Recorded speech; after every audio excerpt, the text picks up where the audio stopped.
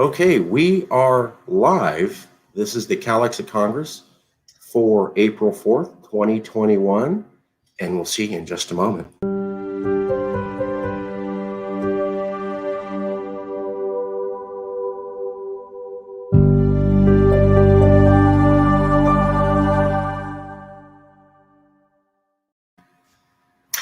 I want to thank everybody for coming out here, the CalExit Congress, live on StreamYard. If you are watching us on our YouTube channel, you can comment directly and we will post up the comments. So if you're on YouTube, type in the comments and we can post them directly into the feed. We have 100,000 people in our network that we're sharing this with, or will be eventually sharing it with, and we want to get that network up to 200,000. What that means is that if you're watching on YouTube, you can type in the comments and it will feed directly into StreamYard. So just because you're not on StreamYard, please don't think you can't be part of the conversation. You can. We already have a few comments from Andrew Rojas and Arash. Welcome, Andrew Rojas. Welcome, Arash. Please keep commenting on YouTube. Please tell everybody to comment on YouTube. We love those comments. We will share the comments. If you are a CalExit Congress member and you are on StreamYard, you can type in the private chat and we will post. So if you're a CalExit Congress member, you're always invited to the meetings. You can speak. We're going to have 2 lively debates today with lots of people speaking. But you can also type comments in the chat and we can post those comments into the video as you want. Additionally, that option is also available for the public at YouTube to type the comments in. Now, before we get going, I needed to highlight something. We're going to start here in a second with the main part of the show, but this is an activist group. The CalExit Congress organization is about activism. It's about social justice. It's about making the world a better place. It's about standing up for California values. So before we get into the show, I wanted to point out what some of our members are doing and ask you to support their causes. So first one I want to point out is Congress member activist Cam Bees, a personal friend of mine. I've known for about, almost a decade, with the anti-war U.S. War Rubble Challenge. Give me 1 second to pull that up.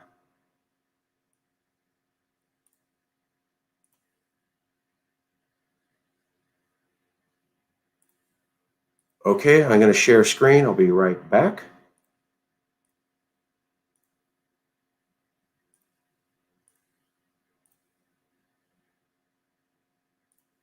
Here's the anti-war rubble challenge with activist Cam Bees, CalExit Congress member.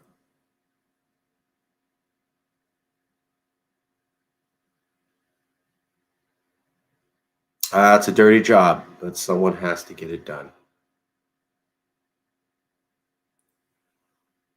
So that is Cam Bees Mostafiza Day talking about the fact that America is still bombing in Syria, and it's a protest asking people to support a limit on American intervention in the Middle East, and particularly bombing as a way of causing change. As Californians, we have always been up against war.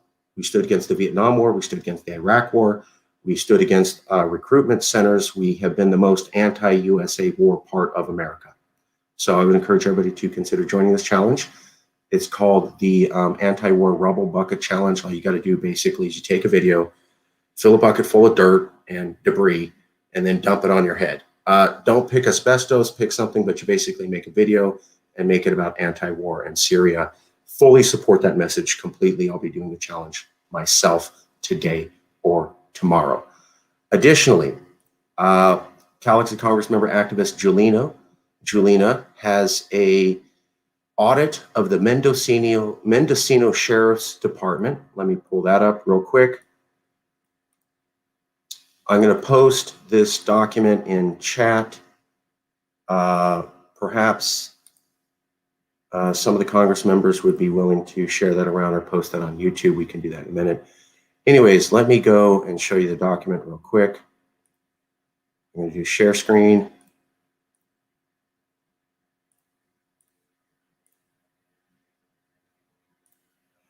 So this is, Dear Board of Supervisors, I support the recommendation for an independent audit of the Mendocino County Sheriff's Department office, as well as the public protection budget areas.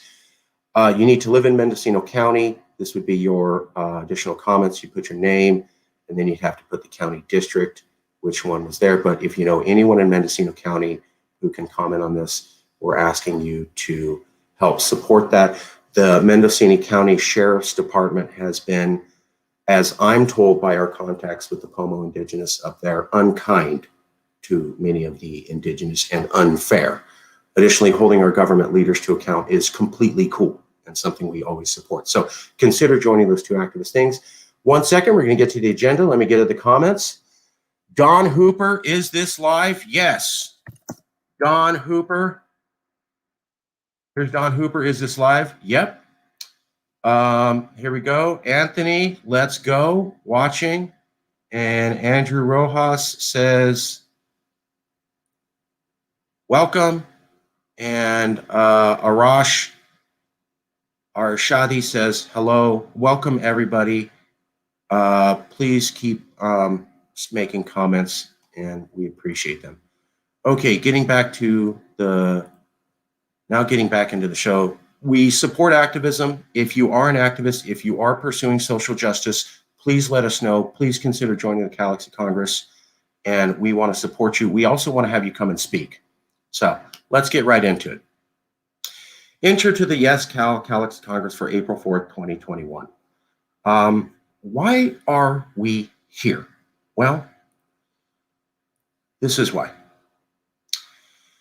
We want to have the most important conversation that Californians need to have. In fact, that's what we're calling it, the most important conversation Californians desperately must have. And it's sponsored by the Yes California campaign, but it's now turned into the CALEXIT Congress. Special thanks to our partners and our network of people who have agreed to share this conference with over 100,000 people live. YesCal Facebook, Governor Wildstar, YesCal Twitter, Adam Kokesh on Steemit, YesCal YouTube, Star Truth TV. Please like and subscribe to this channel, especially the Yes California channel. Please like and subscribe. And please consider joining our network. And please consider joining the CALEXIT Congress full of Californians who are concerned about the future, as you are. So why are we here? It is the most important conversation that we need to have. We're here to raise the profile of the concept that California may need to become independent, and that it is wise for reasonable Californians to think ahead, given the instability we see in the USA. That doesn't seem to get better, even after 3 months of a new president.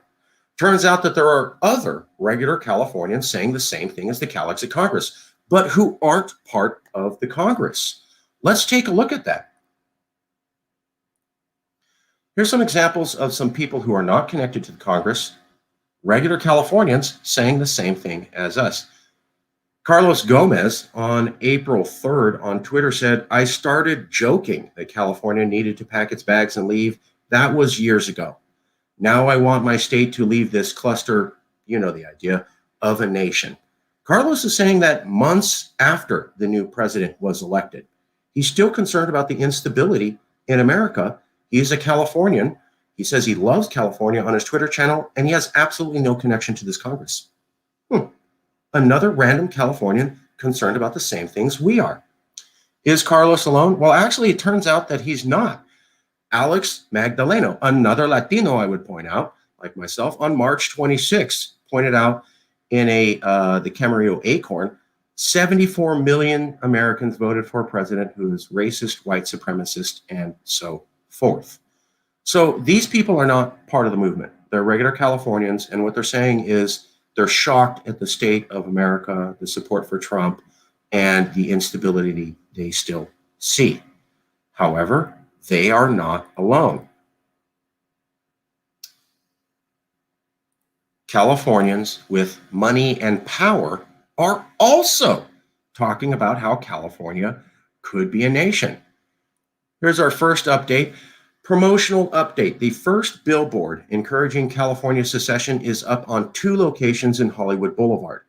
So there is a billboard up on Hollywood Boulevard where there are millions of people walking every week, one of the most famous locations in one of the most famous parts of California, and there are not 1, but 2 billboards talking about encouraging Californians to think about California as a separate country.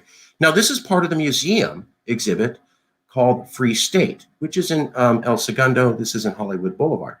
But I want to point out, I drove down to Hollywood Boulevard. The Mel's Diner, where the very first CalExit meeting happened in 2017 when we got ridiculously big, is right on Hollywood Boulevard between these two billboards. So there's one billboard suggesting secession.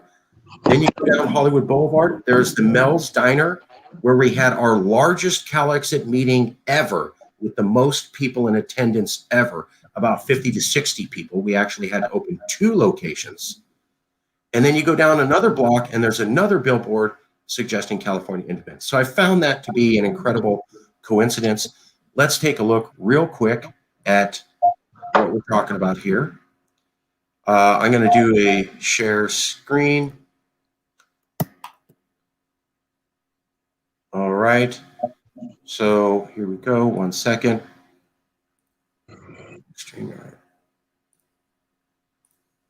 We're doing a share screen. I'm going to show this to you.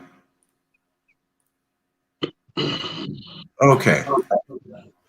Here's the Free Republic of California. The tides are rising. Generous support of WeHo City and WeHo Arts. The Free Republic has 2 double billboards rolling on Sunset right there. So as I don't know if we can blow up that picture, but you can see it. It's a large billboard. There's a car. It's about the size of 2 to 3 cars as one, and it says pacifist and pacificist. So that's coming up, and we're very, very proud that that happened. I got to point out, we pointed out to the global media in 2016, after we got really big, they go, well, what's your next big step? And we said, file an initiative. And they go, okay, well, what's the next one? We said, a billboard. We literally had the idea from Yes California to have a billboard supporting the idea of encouraging people thinking about California independence. And we got it in English, European, Japanese, and California News. And now it exists by Cole Sternberg and the West Hollywood Arts Council, who is not connected to CalExit. So why is Cole Sternberg, a famous person with money, and the West Hollywood Arts Council, another group that's a government with money, promoting California secession? Bizarre. But in fact, they're not alone. Turns out that ABC TV is also launching a California nationalist television station. Give me 1 second, we'll pull that up.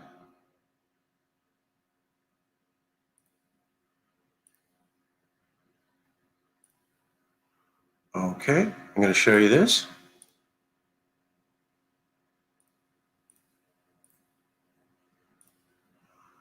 Here's the California Dreaming podcast.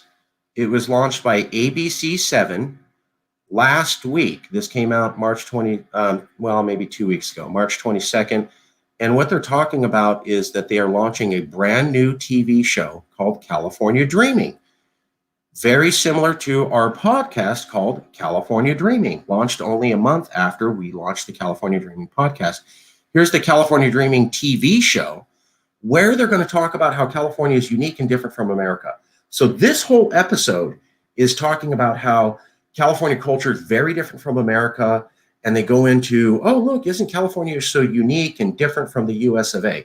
We had talked about that in Yes California for years, saying, let's have a show. There should be a national TV show. Every nation has one. California doesn't. We need to educate Californians on the cultural difference between us and the USA to show that we're different. Well, it turns out that an ABC network television station beat us to it and launched the same idea. Again, another idea that we proposed here at Yes California years ago. So that's 2. We said, let's have a billboard. Now someone else not connected to us did it. We also said years ago, let's have a national TV show. Now a major corporation did it, not connected to us, but still not done. Turns out that the California government is again trying to create a national bank.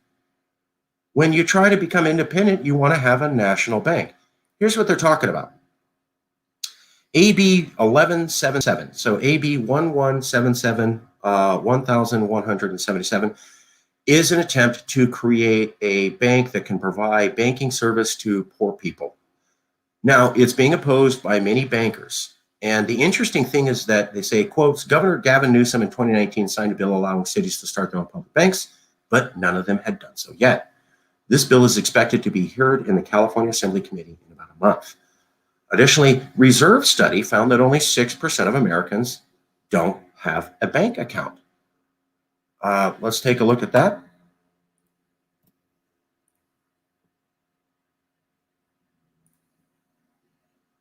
Okay, I'm going to show you this real quick. Pardon me, and we'll get started with the main show in just a second.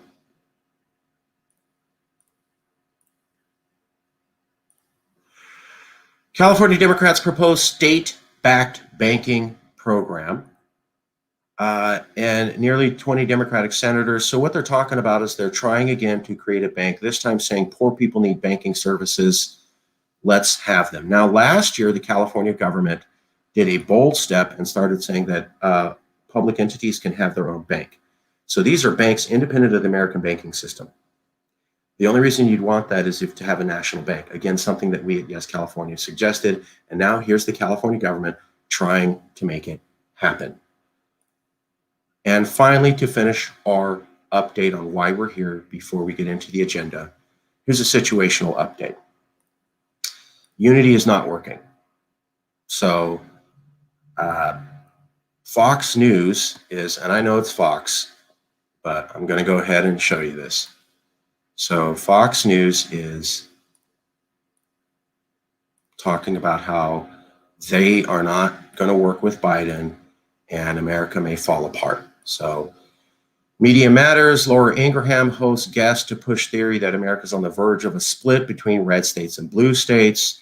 I don't see any choice going forward. We'll have to have a Brexit. So this is on Fox News, and it was very recently. Is America hurtling towards a breakup? Craig Shirley was the guest, and then Laura Ingraham. Now, I know a lot of people don't like Laura Ingraham, and that's fine. But I want to point out that, again, it's 3 months after Joe Biden. And here's Fox News and the Republicans saying, no unity, let's just secede. So what we have is a major corporation pursuing a California TV station, pursuing California culture like we suggested, the California government pursuing a national bank like we suggested, the West Hollywood Arts District pursuing a billboard like we had suggested, and none of these people are connected to us. Additionally, you have people in America still talking about how there isn't going to be unity. Let's get to a few comments. We have some here. Pinkian says hi. Pinkian says Independent California. Viva Marcus, appreciate that. MM242M Game Lover, hello. Arash, hello. Omid SH, hello. Please keep those comments coming. All right. And you can comment on YouTube, and it will feed directly in here, like Mr. Pinkian did. Or you can, as a CalExit Congress member, talk directly in the Congress chat. We'll go from there. Okay, now let's get to the main event. We're going to have two debates today. The first one is on, does the Derek Officer Chauvin case show the USA is committed to institutional racism? That'll be headed by TJ Shelton. Then we'll have a second debate on what if the stimulus devalues the dollar? What options does the USA have, by Sam Cheney? So I'd like to invite TJ Shelton on the show. TJ, are you there? Hey. Yes, sir. Yeah, I'm here. So TJ, you're a CalExit Congress member, and I've talked to a few other Congress members about this issue. As I understand it, what we're talking about is Joe Biden was elected, Trump is gone, and yet a police officer murdered an African-American man that we all saw on TV, and it looks like the entire justice system is saying, yeah, we'll get that cop off and let this black man die and not get justice. That seems like an inability of the USA to handle a long-term problem about race in policing after 4 months of a new administration. Am I summarizing this incorrectly? You've been following it pretty well. What is the situation? And I think you said perhaps America needs to be on trial itself? Could you explain, sir? Yes, sir. So I've been watching the case. On Friday, actually, two of his fellow officers testified that he had gone overboard and what he had done was completely unreasonable. His brother and some other guys were recorded in commentary saying that that helped them to have hope in the American system, to for his fellow officers to condemn the actions. They weren't expecting other officers from his jurisdiction, precinct, whatever it is, to condemn him, which is a good sign. We in America lose 5 to 6 people per day to encounters with law enforcement. That's forgetting anything to do with ethnicity. We lose 5 to 6 people per day in this nation to encounters with law enforcement. We've had a long time situation, as we're all well aware, with police specifically targeting groups of individuals, but we have to understand, like, that the officer, that was how they got started, right? That was the foundation of them. We need to address, though, in our nation, making it where encounters with law enforcement turn out less deaths. America has systemic injustice problems. We have systemic racism still exists. If anybody disagrees, feel free to debate back. I'm told this is a debate. I could give examples if anybody on the call doubts that we still have major systemic racism. The outcome of this trial will tell a tale as to whether or not we are willing to rein in our own enforcement arm. We're in a situation today where the globe has paid attention to this case. Like, people all over in nations everywhere are seeing something that is typically not so public and swept under the rug. And I believe that our actions in this case and how this turns out is going to be telling a story that the rest of the world is paying attention to. Are we going to make moves to make it where our citizens survive, or people in general? Let's not just narrowly define who deserves protection from law enforcement. Are we as a nation going to stand up for humans surviving encounters with our enforcement arm? That's what I see in this trial. And I honestly, sincerely hope that we make a strong example that we're going to make changes. I understand it was his training. I understand that much of what he did is considered quote unquote normal, but what happens in the United States isn't normal. There's plenty of other nations on the planet who have 0 deaths on average every day.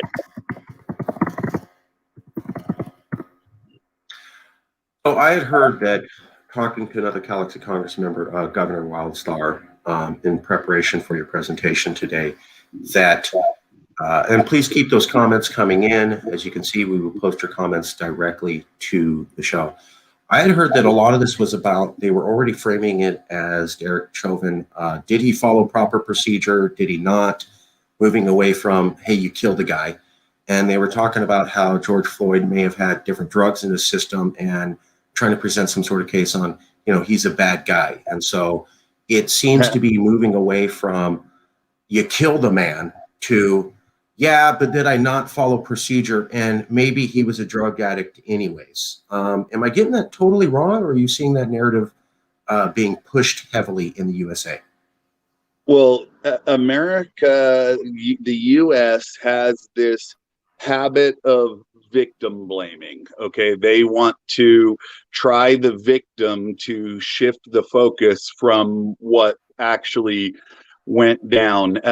George Floyd had things in his system, but you can't convince me that had they not attempted to take him in, or had not held him down, had not acted in the way that they did with the amount of time on his neck, that he wouldn't have still been alive. You can't chalk this up as an overdose that just would have happened and that he wouldn't have been alive and well and able to haul a baptismal out today. See, everybody looks at the negative of this guy. This guy had videos that he had made where he was trying to convince youth to put down guns and not engage in violence. He was somebody who, on days like today, okay, today is Happy Resurrection Day, he hauled a baptismal out for like Christian hip hop events and stuff. You can't just look at a narrow snapshot of who he was in a low point and use that to define who he is. But America does that. There was plenty of them trying to victim blame, and I say them loosely. I apologize. We are them. We are the United States. But there are people within our nation that would blame guys like Ahmaud Arbery for what happened to him. There is so much history and evidence of our nation engaging in oppressive behaviors, not just law enforcement.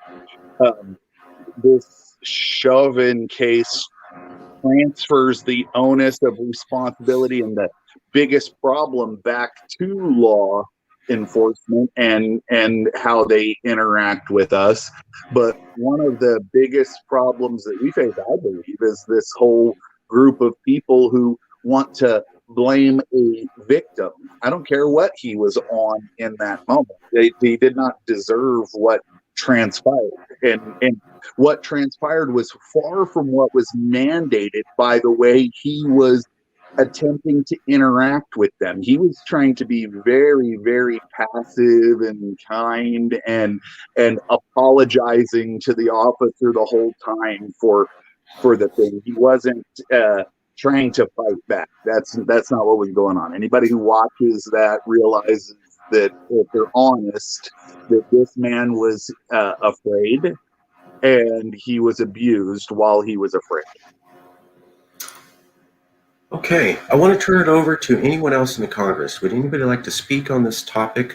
You can unmute yourself and show your video and speak. We have another comment here in private chat, or please post comments to chat.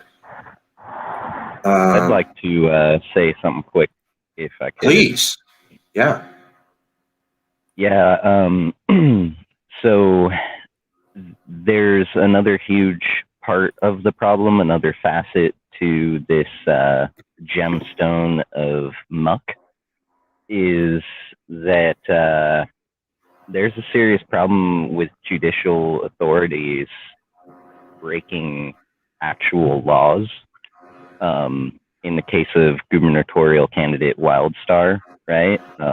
That judge very, very clearly was doing things only to one person of a different skin tone, and not to other people who were doing the same thing of, his equal skin tone.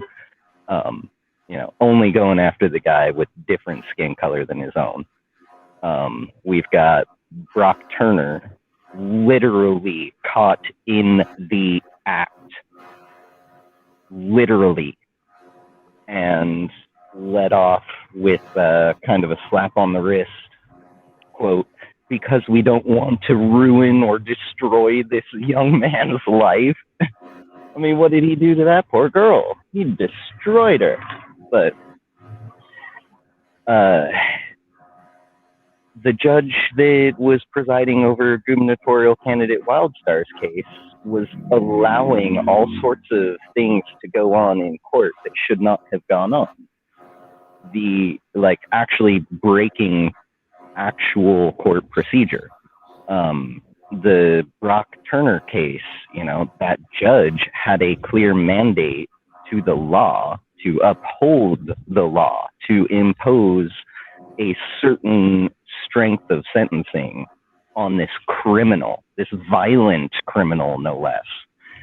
And here in the Derek Chauvin case, right, we've got a judge allowing people to kind of put the character of a dead person on trial, when legally speaking, in the United States of America, if you are deceased, you cannot be put on trial.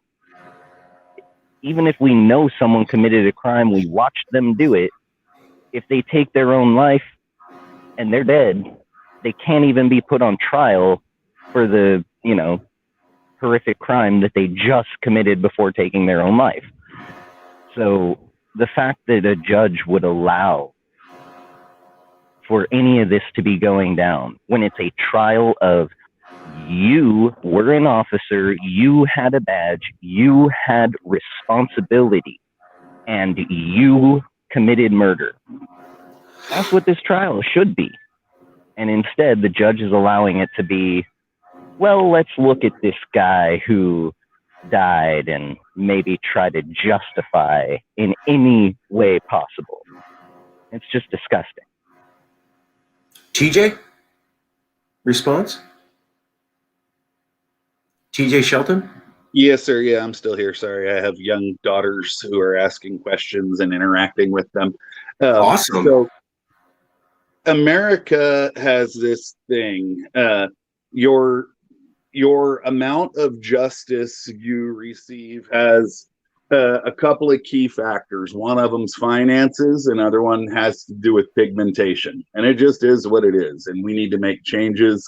There's a man who has been convicted of multiple rapes, keeps getting found unable to stand trial because he's not mentally competent, confined to mental facilities that release him because they only keep people in the mental facilities when there is hope of rehabilitation, has previously bitten a victim's face, recently raped an 8-year-old, and yet gets to walk free in our nation. If he wasn't white, that wouldn't happen. And I don't like to use racist terms and talk in racial language that much, but it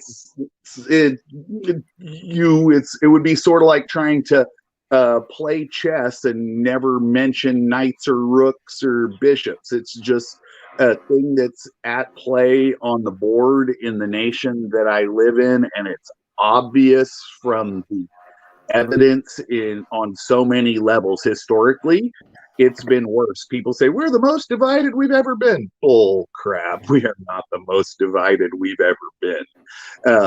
There are huge swaths of divide and cognitive dissonance, and people, especially who up until recently thought that they could trust our system and it was for them, and all of a sudden they're figuring out, like the rest of the folk, that this place isn't for them, and that it's really ruled for people who have more interest in capital acquisition and staying on top of it than it is for anything else. It just so happens that race is a tool that they're able to use to keep us checked against one another, and they use it consistently and regularly. And unless we as human beings try to make a big deal about it to change their path, they're not going to change. Why would they change? It's got to become painful for them. That's the way that I see it. If this case doesn't turn out with them doing something to send a message that this is unacceptable from officers, I don't know what to think as far as having hope for this nation. We as a nation around the world, the United States, will be judged for this. Believe that. I'm writing that in as a banner. TJ Shelton says the United States will be judged for this. If Chauvin gets off, it'll be an indictment of the USA justice system on behalf of racial justice. Is that fair, TJ? Or am I going too far? Yes, but yes, that is fair, absolutely, and you have to understand that so many people who don't pay much attention at all to any kind of details of America all over the world have been brought into the fray of observers of this specific case that is really obvious that a man was afraid and murdered and he didn't fight back. Okay. Before we move on, if I may, I know you're going to move on, but if I may, real quick, everyone. Sure. And then we're going to go to Sam. Yes. I am white, okay? I am a white, California-born male. You can see my picture down there. When I clean up really nicely. My civil rights were horrifically violated. Horrifically. I am still attempting to recover from injuries inflicted 3 years ago. Not only did the police do this to me and violated rights and did all sorts of things totally against their own operating procedures and protocols, but because, you know, county-funded hospital here is funded by the same people that fund the police, their interest is not acknowledging that I was ever injured. So if you're a poor person, it doesn't matter what your skin color is here in America. You're totally SOL. Take my word for it. Okay. Yeah. Clearly there's, yes. Okay. Thank you, Jason. We're going to go to the next subject. If you're willing to show your face on video, that would be helpful. If not, even if you're going to be quiet, it would just make a better video if you could show your face. You don't have to. TJ, don't leave. I want to see your beautiful face. Look at that beard. Jason, look at that smile. More faces, better. It's fine. Don't worry about how you look right now. Okay, we're going to go to the next issue. What if the stimulus devalues the dollar? What options does California have? TJ, I know you're looking forward to this. You're going to have to give it a second. We're going to have Sam go on first, and then everybody's going to get a chance. So you're going to get a chance. If you are a CalExit Congress member, you will get to speak, I promise, and you have the right to hold me to account. So, but right now, this is going to be presented by Sam Chaney. Sam Chaney is a CalExit Congress member. He's been a journalist for many years and a certified accountant and a personal friend. Sam gave me my first big break ever. So thanks, Sam. What if the stimulus devalues the dollar? Sam Chaney, can this happen? Will this happen? What statistics are you looking at to suggest this could happen? Why would it happen? In your opinion, Sam? Hello, Marcus. Happy Easter, everybody. And I want to correct you real quick. I'm not a certified accountant, but I do have, for background, I have a degree from Fresno State University in accounting and a degree from Fresno State University in economics. So I've been studying this issue for many years. I suggest everybody get a copy of this book, The Creature from Jekyll Island. And then this new book here, COVID, the Great Reset. Okay. So will the stimulus devalue the dollar? Yes. Well, we have to first go back and understand the nature of the system, Marcus, and the rest of the Congress here on the call. The nature of the system, fiat debt-based monetary system, which we are living under in the United States under the Federal Reserve, is designed to fail. It's designed to debase the currency to a point that it will collapse. That is the nature of the system now. And a real quick brief history, if you go back, the Federal Reserve was established in 1913. It's a private central banking cartel. It is not part of the federal government. It's a bad middleman for when we, currency and credit should be issued by the Treasury Department, but it's not. It's issued by this private bank, the Federal Reserve. And so therefore California needs to think, if we are getting out of the union and no longer using Federal Reserve notes or US dollars as a form of currency, will we fall into that same trap that the United States did and be under a central banking system? Or would we rather have the Treasury Department, who's actually run by the government, we the people, would we rather have them issue the currency and credit? And since we've learned from the mistakes of the past of having a private central bank, the Federal Reserve issue the currency and credit, I think that we can forcefully say and authoritatively say we want the Treasury Department of California to issue us that currency and credit. So that's an option, is that California would have its own treasury and do this. But I think what you're pointing out is you can't get out from underneath the United States if you're still using the dollar, you see? Right. Just to help finish educating people who may not know as much as you on the subject, the USA is in a massive amount of debt, more debt, I think, than it's ever been. I sent you the link. Marcus, can you put up the debt clock? That's a great resource. Yep, let me grab that right now. By the way, if you have any links you want me to show, place them in the chat. Well, Sam will find can you show the Federal Reserve M1? Because I think that's a dramatic chart where it goes straight up. And you can see the massive increase in the money supply there. And when the money supply goes up, then your value of your dollar, your purchasing power, goes down. So yeah, give me 1 second. I'm trying to.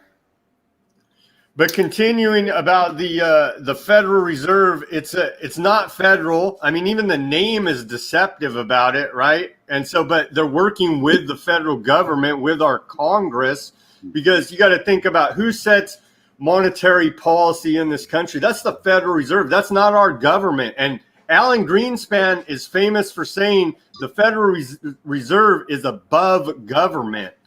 Okay, He did say that. Huh? He did say that. I know he remember said him that. saying that. They're above government. Okay. And so that's the bankers telling you they're above our Congress, our president, whoever you think you are. They're the top of the pyramid now.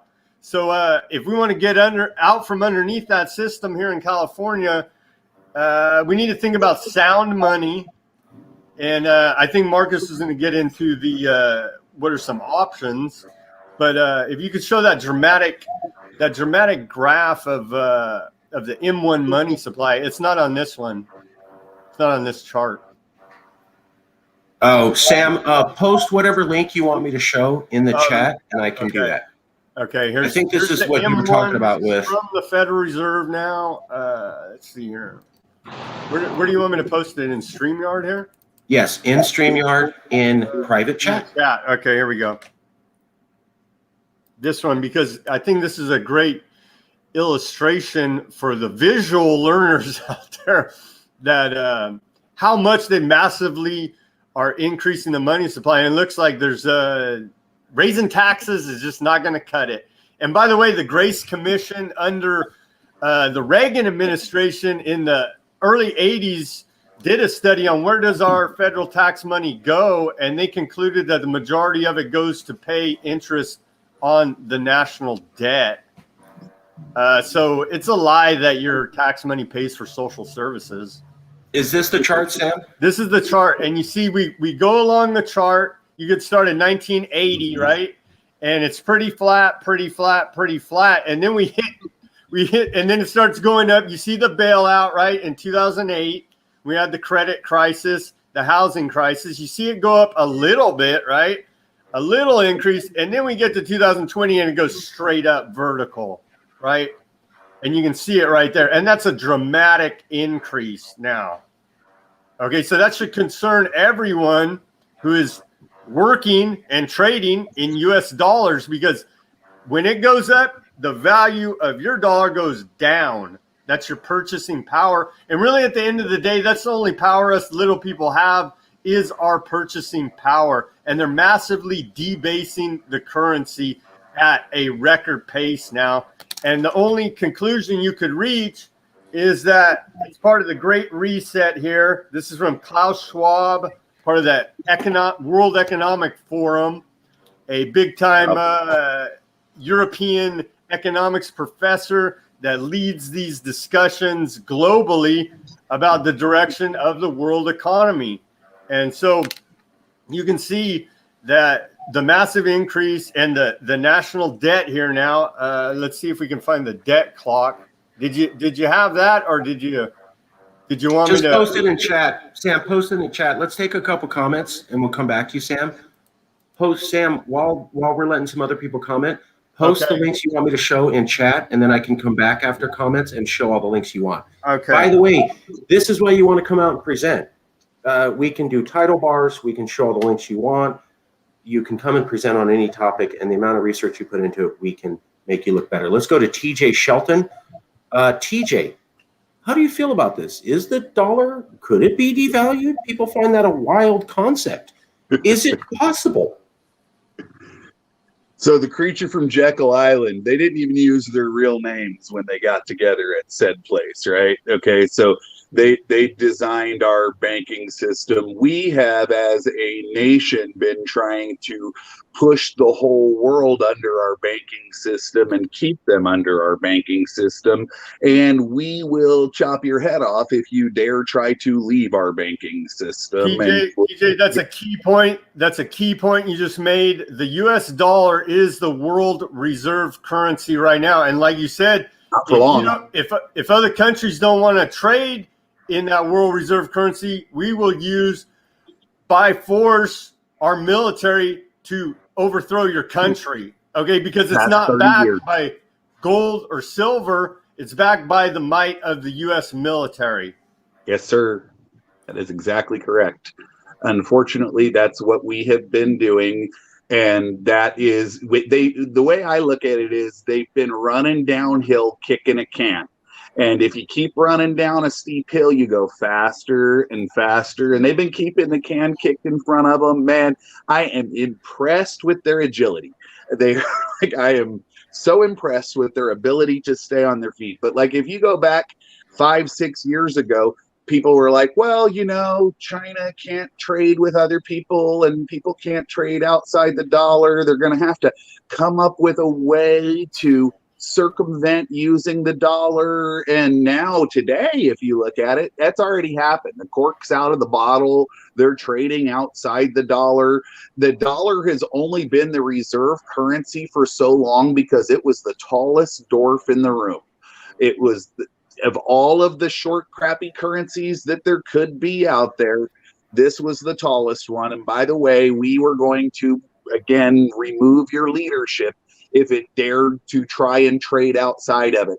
I've had people over the years who are like, I'm buying dinar, I'm buying this, like convinced that now finally the dollar's going to collapse. So they're investing in these other countries and other places, shorting the dollar, and we'll pull another rabbit out of the hat. Obama got it. Hope and change. I'm closing Guantanamo. I'm doing this. I'm doing that. He ends up getting the $250 million from Goldman Sachs, and he allows what happened in Libya to happen because why? Because Gaddafi was trading outside of the dollar, so we couldn't have that.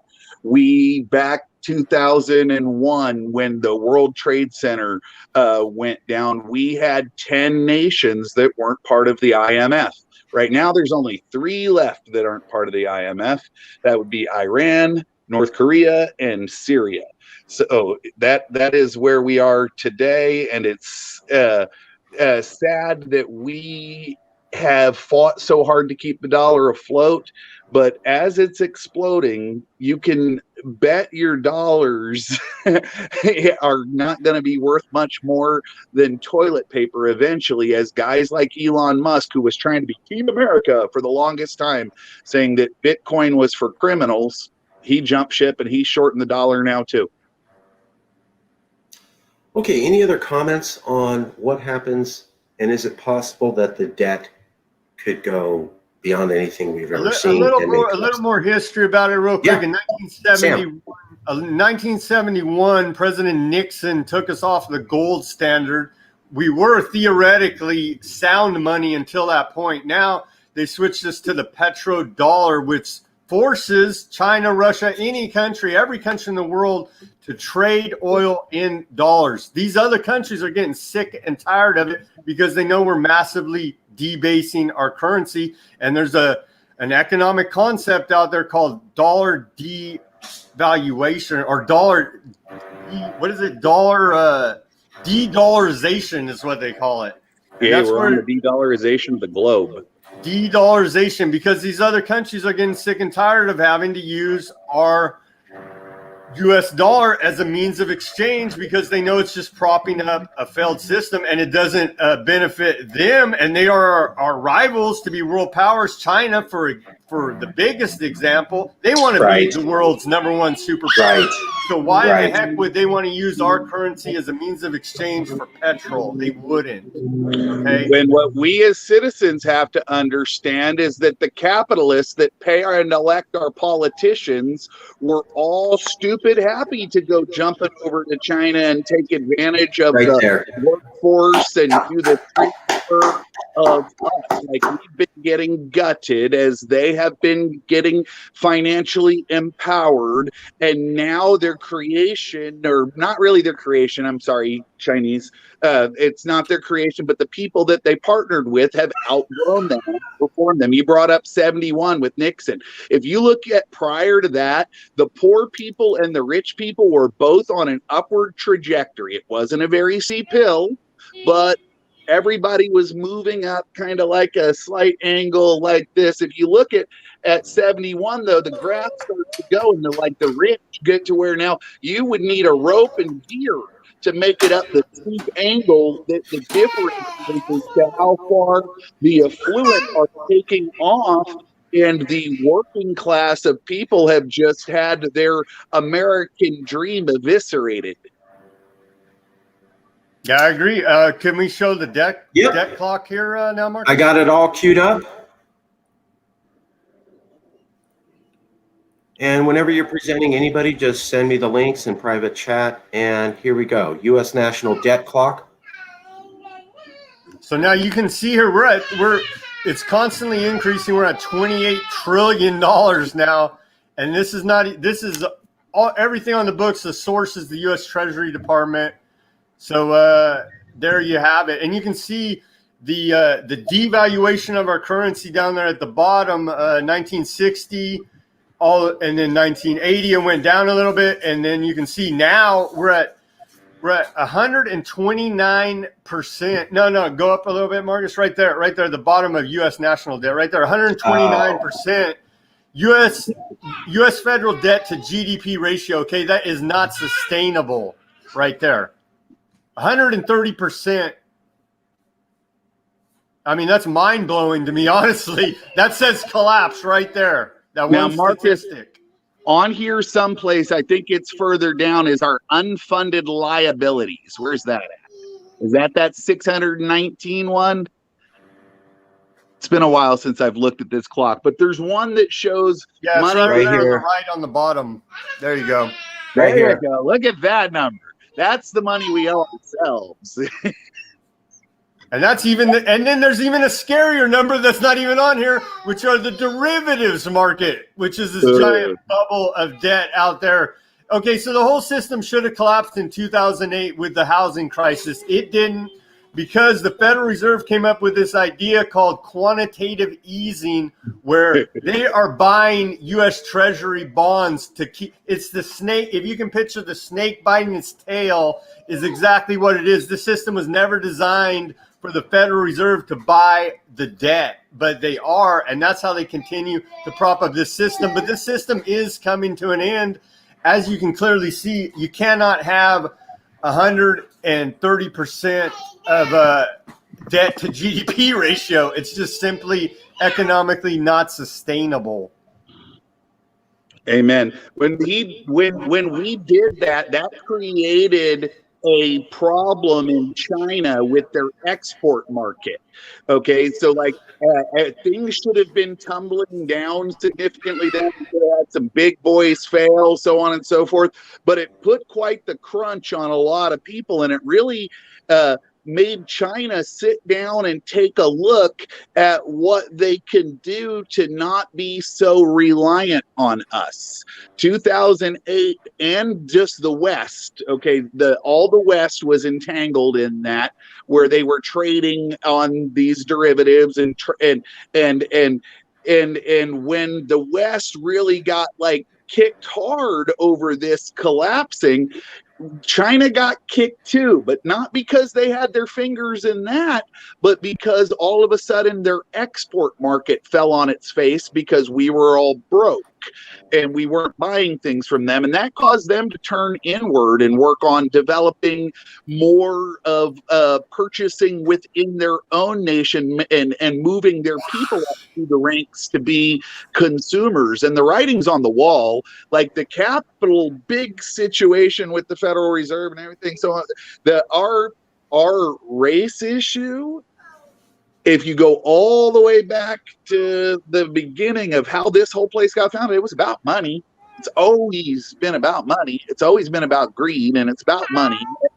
And the race issues are things that they use to keep us divided and controllable. But like the biggest elephant in the room is the fact that nobody here, I don't care what you look like, is doing well long term if we don't figure out how we're going to survive the dissolution of the corporation that is standing behind the dollar. And it's happening. We don't have a choice in the matter. We are now passengers, if you will. If we weren't passengers, we would be have been more likely to have tried to retain that forward position of ally in Hong Kong. We're passengers. Watch what happens. It is what it is. And now what we can do about it, that's a different story. And we really need to seriously be considering that as citizens. And we can't let our politicians and media and stuff blame and paint China as the evil bad guys, because they're the ones that ran over there to make money off of this explosion, and now they're no longer in the driver's seat. Where do they leave us? That's a good question. Now, the bad guys of this are the Federal Reserve, and it's all part of the banking cartel. Like you said, the IMF, the World Bank, the Federal Reserve, the International Bank of Settlements, they're all one cartel controlling the monetary system of the world, and it's not sound. It's fiat. It's based on the force of military threat. It's based on the threat of violence, and so we don't want a currency based on the threat of violence. We want it based on some type of sound economic principles. That's a good point. That gives it some intrinsic value, and we have the natural resources here in California to back up our own currency now, but we're just wasting it with idiotic economic policy. I don't know how else to put it. That just squanders natural resources.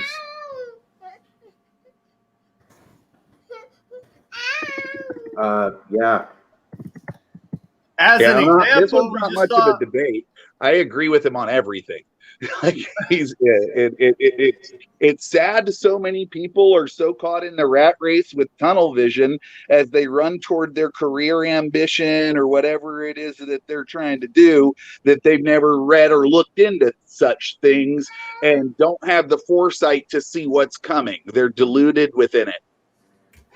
They tell you right here, we're looking at a global great reset because they know, the bankers know, that they've created these debt bubbles everywhere, and it has to come to an end at some time. The bubble will pop, okay? And then what's their solution? Digital currency, where issued by the Federal Reserve again for us, where you have no anonymity, totally track and trace every transaction that you ever make through the digital currency. And so that's their solution, the banker solution. But we should counter that with a more freedom-minded solution that's actually backed up by something of intrinsic value, so we don't have to use violence to enforce our monetary policy. Do you propose California state UBI using crypto? No, I want something backed up by natural resources that have intrinsic value besides something that can easily be.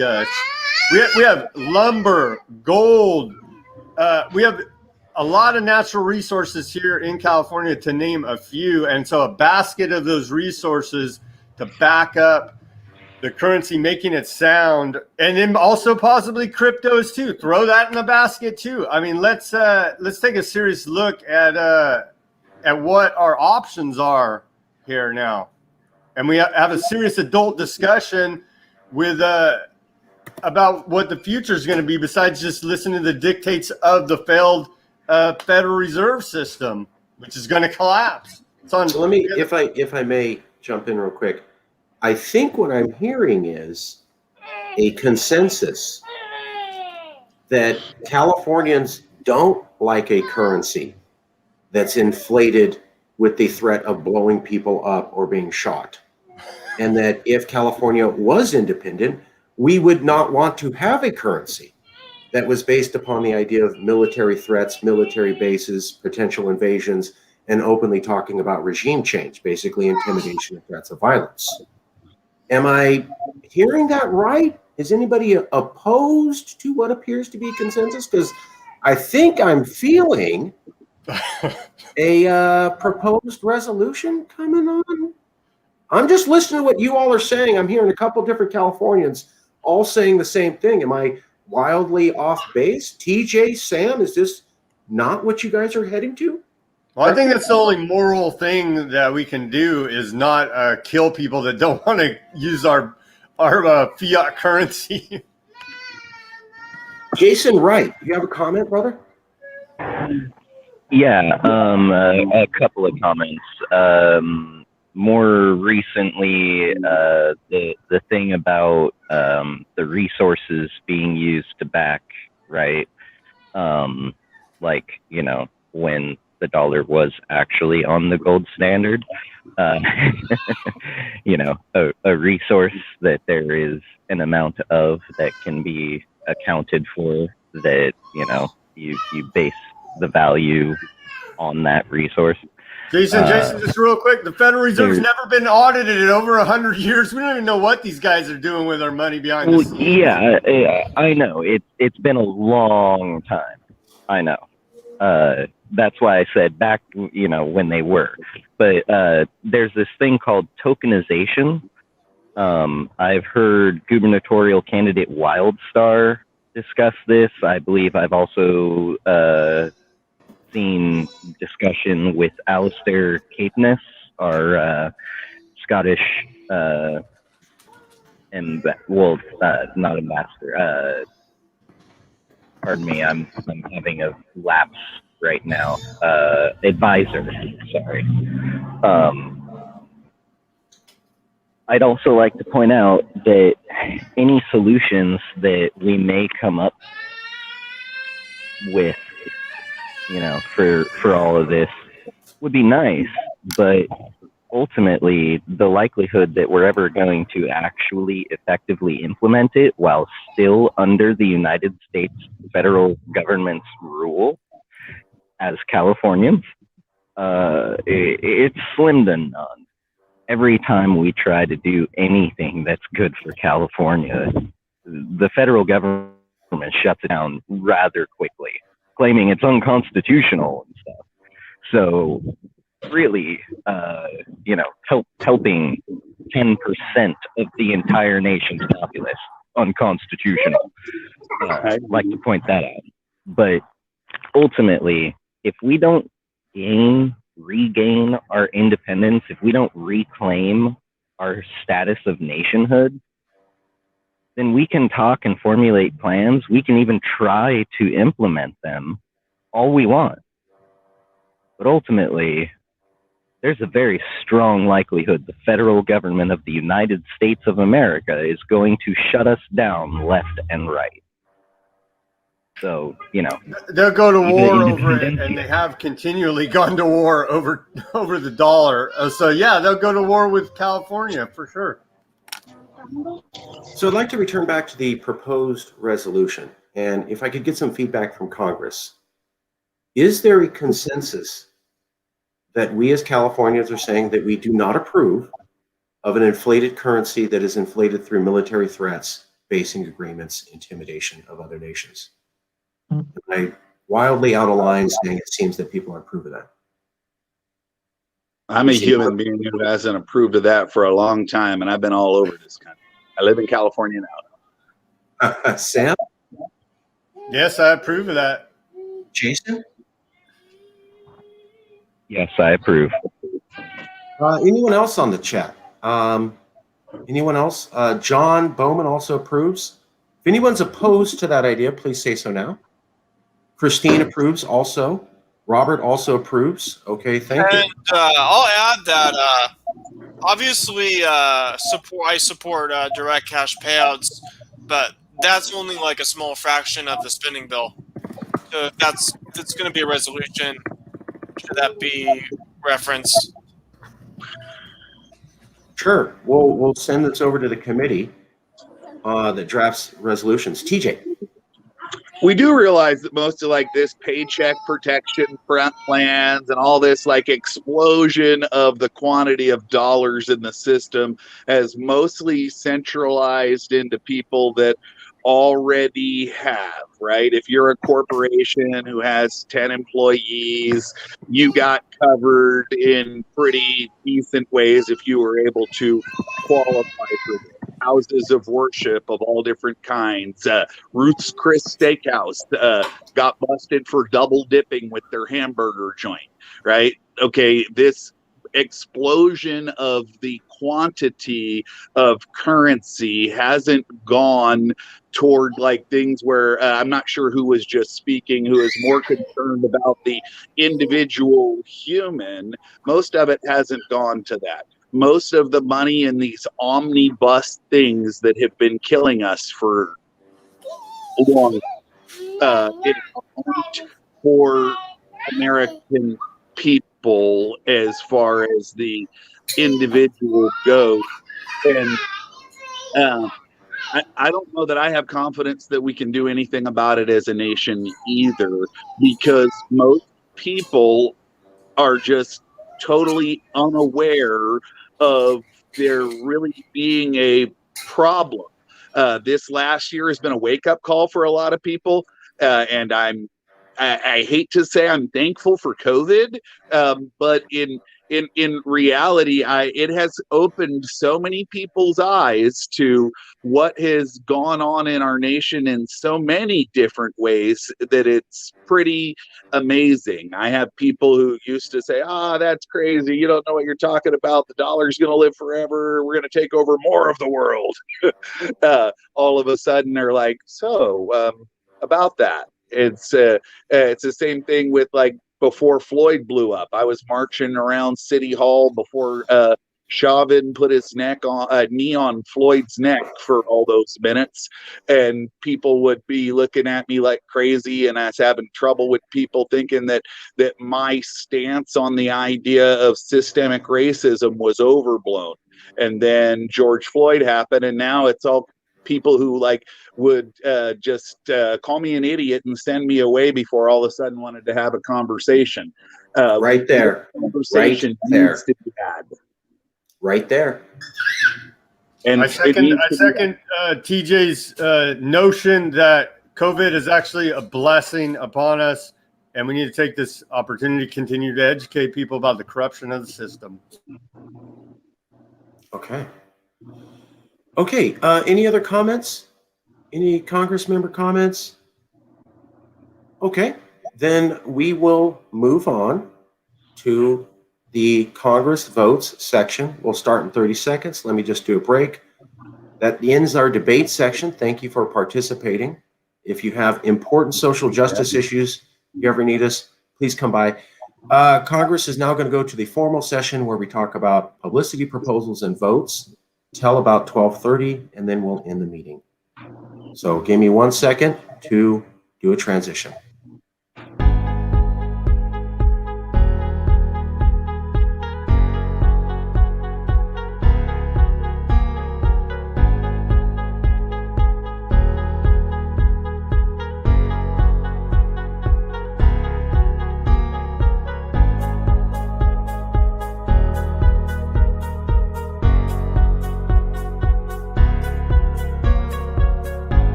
Hello, everybody. I need to do something real quick. So first, I just wanted to highlight again, we are an activist organization. We are dedicated to activism and social justice. Many of our CALEXIT Congress members are involved in social justice issues and activism abroad and throughout here in California. We covered two people earlier this morning at the beginning of the show on the Mendocino County Sheriff's Department not being fair and equal to the people of the area, and the Camby's Mustafiza Day rubble challenge to condemn the U.S. invading other countries and blowing them up to cause regime change. Real quick, before we get into voting by Congress, I needed to show a few things. This is by CALEXIT Congress member and activist John. He just sent these, so I'm going to show them real quick because we are an activist organization. So here is this guide, and I will post this up in chat for everybody to share. If an agent knocks, Center for Constitutional Rights, it talks about if ICE knocks on your door, what you can do to deal with that. So very good information for anybody who's undocumented or knows people who are undocumented or is concerned. We'll be sharing that here. Additionally, LexisNexis, thank you, John, for bringing this up to us. That's why I'm part of the Congress. I'm a Latino, and this issue is very important to me, but it's hard to stay on top of all the data. So when you're part of a group and people feed information in, you're able to do a better job. This just came to me from John. LexisNexis to provide giant database of personal information to ICE. So LexisNexis has agreed to work with ICE in order to provide a lot of data to ICE so they can go ahead and hunt down people and have them removed. So thank you, John, for sharing that. We'll get those links up. Let me check the private chat real quick. John says, no problem. Thanks again. Okay, getting back to Congress. We're going to do a couple Congress votes. So let me get back to the agenda real quick. Today, we wanted to have a vote on if it's okay for us to implement the suggestions from a Google study. This comes out of the Professional Culture Creation Committee on how to create high-performance teams. Basically, Google said in their study, and we went over this at the Professional Culture Creation Committee headed by Christine Howard-Schmaui, that Google did a study of all their productive teams and found that one of the key things that made their teams highly productive was equal time amongst all the participants. Let me ask the Congress now, is anyone opposed to us adopting some of the guidance from the Google company on how to make productive teams as suggested by the Professional Culture Creation? Basically, some of the lessons they learned, we try to implement them here. Is anyone opposed to that? Christine, if you're here, would you like to speak on that? Don't have to.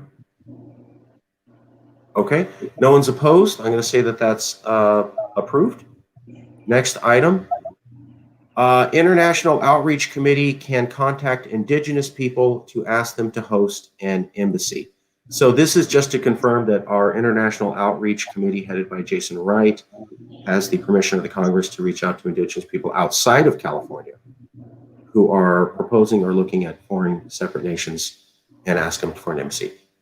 How does Congress feel about that? And Jason, would you like to say a few words? Jason Wright? Yeah. So the thought for me, I know I just stressed how white I am. I am 1/8 Cherokee, which I don't run around and pretend that I'm like, you know, more native-blooded than I really am or anything. I got blonde hair and blue eyes, right? That being said, I really, really have always felt very strongly about indigenous rights, indigenous equality. Growing up here in California, I couldn't help but notice some of the names of some of the things, like what's known as Squaw Valley, which actually is like, it's a racist slur. And they've named places all over, not just California, but all over North America, named with this. And you wouldn't see the N-word being used, or, you know, derogatory names for our brothers and sisters south of the border. You wouldn't see those names being used and being accepted by society. Yet this one is. And I think a lot of it really comes down to the fact that there's not much education on it. Unless you're actually concerned and you look into it for yourself, there's not, you know, readily available, freely given education on these sorts of things. I'm sorry, Jason. Jason, could you talk specifically on international outreach, how the CALEXIT Congress would do international outreach with indigenous nations in America, please? I was just kidding. Because of this kind of depth to the issue, I feel that Californians reaching out, one, I'll go ahead and say, you know, the Yes California media angle of it, right? It's embassies, cultural embassies opening up. Ours would be recognizing the national sovereignty of a indigenous nation, and their perspective counterpart would recognize ours. This could bring us all closer together, which could then theoretically provide the means for more education on these insanely complex issues that a lot of our brothers and sisters face. And I'd like to stress that indigenous nations here in California face a lot of the same issues. Reaching out to California indigenous nations already, but the ones across the rest of North America, I feel that it's only kind of natural. It just fits with what we do. And that's my perspective. And if anyone feels any differently, please tell me. I'm sorry, 1 second. Yes. Pardon me for a second. I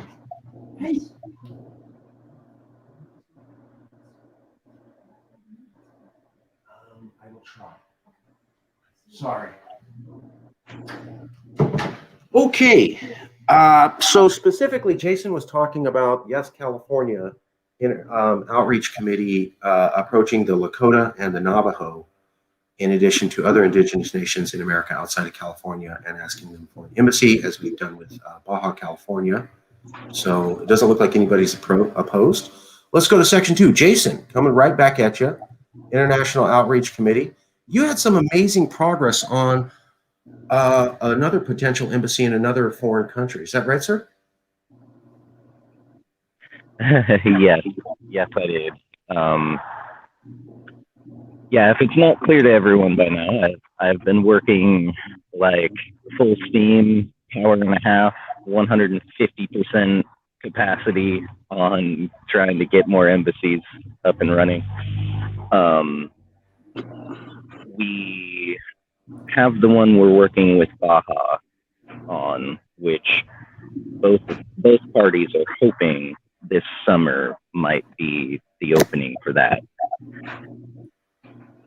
Additionally, I have just recently garnered a friend's service friends support in tracking down. He's very well aware of our movement, what we are, what we stand for, what we're doing, what the embassies are, and what it's all about and what we're looking for as far as an organization that will partner with us. He is born and raised a Laplander from Finland. He still lives over there in Finland, and he has agreed that he will help me figure out and track down an appropriate organization that supports our cause and our movement and would be willing to open up a cultural embassy with us. So literally boots on the ground over there now. That is outstanding. That is outstanding. Let me just show you real quick something, if I may.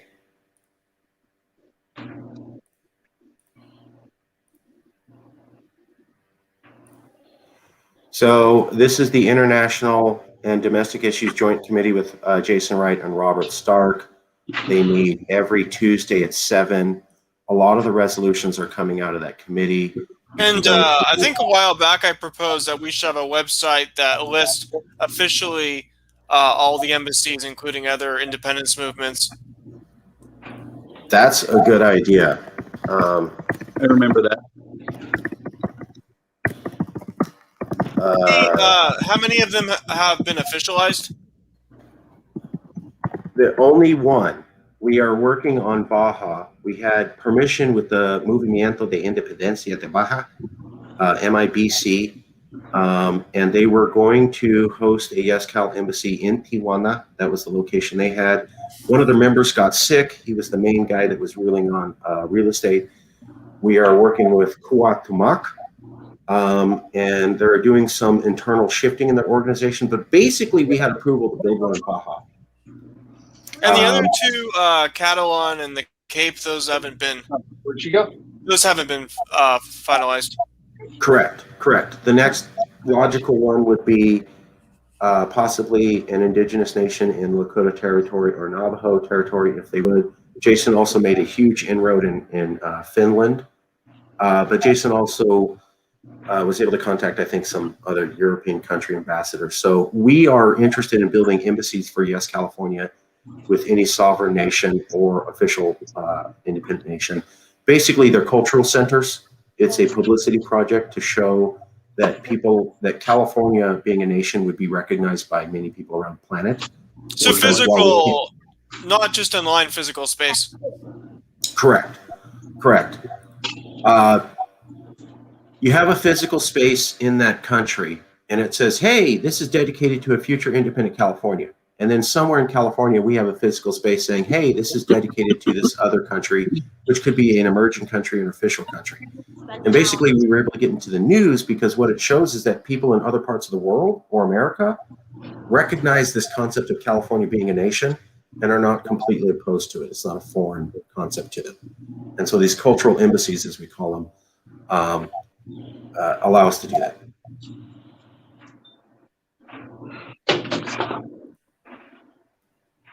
Robert, any more questions, brother? Okay. Jason, any more comments on reaching out to embassies or about coming out to the International and Domestic Issues Committee Tuesday at 7 p.m.? Yeah, so Sunday evenings, that'll be tonight, 7, International Outreach Committee, talking about the embassies. I'm not actually sure that I'm going to be able to do it tonight. I think because it's Easter and there's stuff going on here, I think I am going to use this time to put out a formal announcement that this week's International Outreach Committee is not going to happen. Just to go ahead and, give Easter evening for everyone. That being said, I would like to point out France and Armenia and Scotland are all high up on the list with indigenous nations, Baja, and Finland. And this is why right here. Scotland is about to reclaim their national independence. Literally, like, even English folk that I'm staying tuned to are saying it is going to happen. So Scotland, when reaching out to Armenia and trying to get the issues of Artsakh and the Armenian people in Artsakh to be brought forth to the world's platter, I had reached out to Chancellor Merkel. It was actually her first day back as the head chair of the EU, and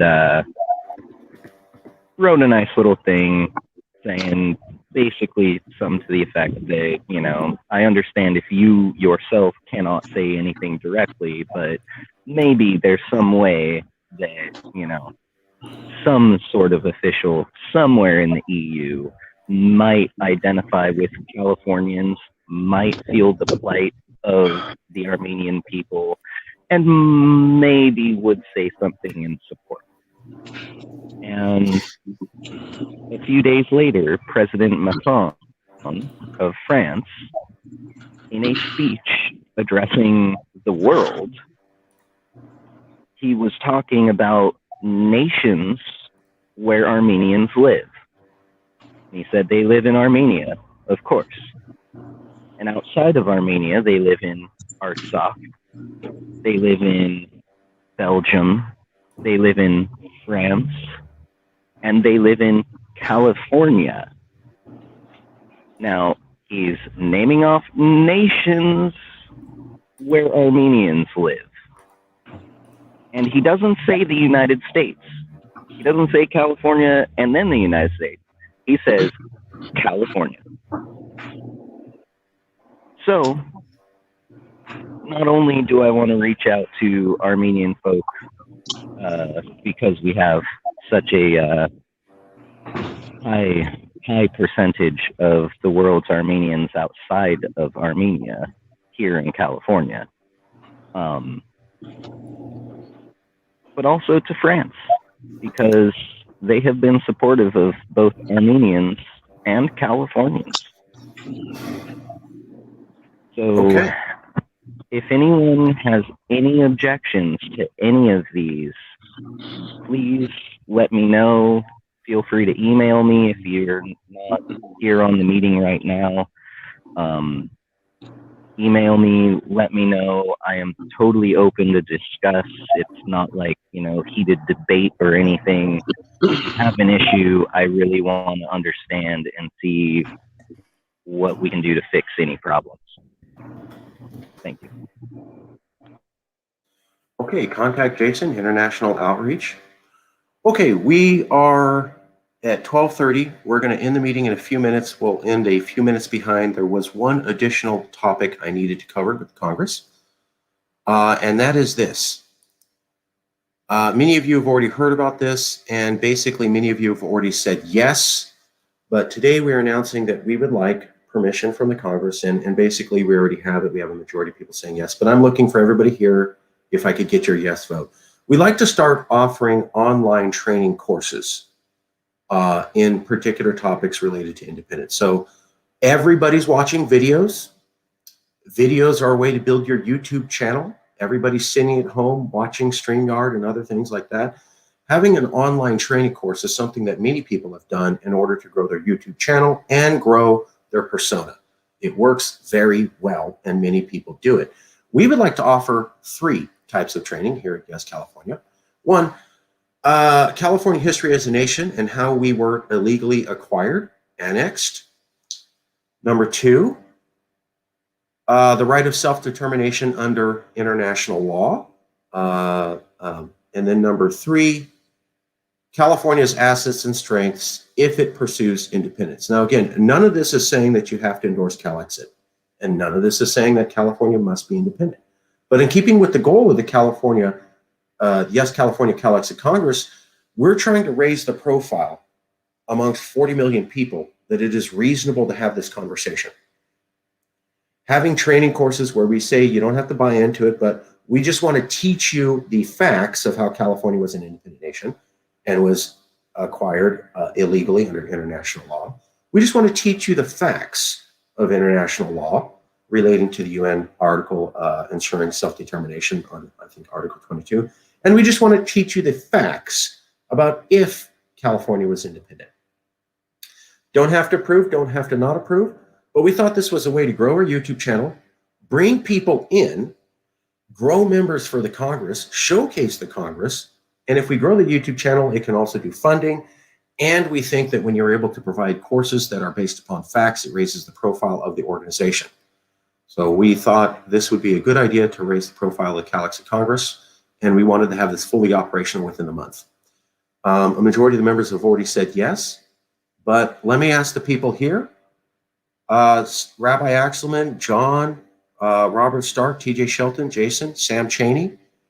How do you feel about this idea? Would you be willing to support it? John says, I approve of it. Thank you.